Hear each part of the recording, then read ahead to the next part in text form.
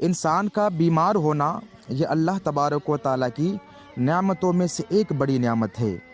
اس کا اندازہ آپ اس واقعے سے لگا سکتے ہیں کہ ایک مرتبہ ایک صحابہ رسول اور ان کی بیوی کے درمیان اس بات پہ اختلاف ہوتا ہے کہ ان کی بیوی کہتی ہے کہ مجھے لگتا ہے کہ خدا تم سے ناراض ہے، تو ان کے شوہر کہتے ہیں کہ بھلا تمہیں کیسے پتا کہ خدا مجھ سے ناراض ہے؟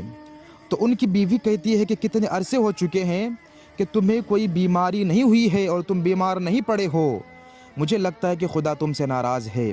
ان کی بیوی کہتی ہم ایک کام کرتے ہیں، ہم پیارے مصطفیٰ کی خدمت میں جاتے ہیں اور ان سے پوچھتے ہیں کہ وہ کیا وجہ ہے کہ جس کی وجہ سے خدا تم سے ناراض ہے۔ تو وہ دونوں کہتے ہیں چلو ہم پیارے مصطفیٰ سے معلوم کر لیتے ہیں کہ خدا ہم سے کیوں ناراض ہے۔ تو دونوں پیارے مصطفیٰ صلی اللہ تعالیٰ علیہ وسلم کی بارگاہ کی طرف روانہ ہوتے ہیں۔ اب دونوں راستے میں ہی تھے کہ وہ صحابہ رسول کو ایک پتھر سے ٹھوکر لگتی ہے جس کی وجہ سے ان کا پیر زخم ہو جاتا ہے۔ تو ان کی بیوی کہتی ہے کہ چلو اب ہم گھر کی طرف چلتے ہیں۔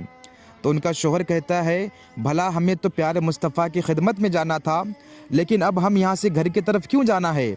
تو ان کی بیوی کہتی ہے کہ میں نے کہا تھا نا کہ مجھے لگتا خدا تم سے ناراض ہے جس کی وجہ سے تمہیں کوئی بیماری نہیں دے رہا ہے، دیکھو تو بھلا ابھی اللہ تبارک و تعالیٰ نے تمہیں بیمار کر دیا ہے، تو اس سے پتہ چل گیا کہ خدا تم سے ناراض نہیں ہے۔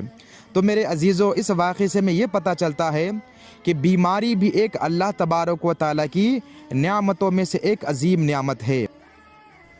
حدیث پاک میں ہے کہ میرے پیارے مصطفیٰ صلی اللہ تعالیٰ علیہ وسلم ارشاد فرماتے ہیں کہ کسی انسان کا سر درد کرنا یا پھر انہیں بخار آنا یہ پہلے کے نبیوں کی سنت ہے۔ جو پہلے کے انبیاء کرام تھے ان کا بھی سر درد ہوتا تھا اور انہیں بھی بخار آتی تھی۔ اور ایک روایت میں ہے کہ میرے پیارے مصطفیٰ ارشاد فرماتے ہیں کہ جو شخص بیمار ہوا اور اسی بیماری کی حالت میں اس دنیا سے چلا گیا تو گویا کہ وہ شہیدی موت لے کر اس دنیا سے گیا ہے۔ سبحان اللہ۔